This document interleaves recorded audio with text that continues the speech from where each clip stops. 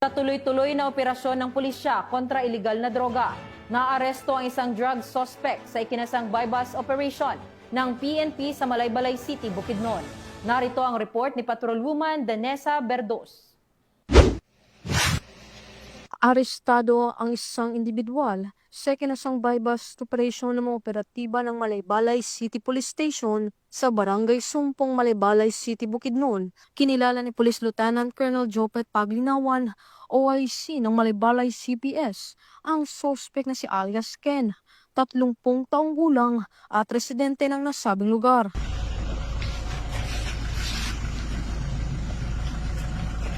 Sa ikinasang operasyon ay nakuha ang 6 na pakete ng hinihinalang dried marijuana leaves na may bigat na 15 gramo at isang 500 peso bill na ginamit bilang buy-bust money at iba pang mga drug paraphernalia.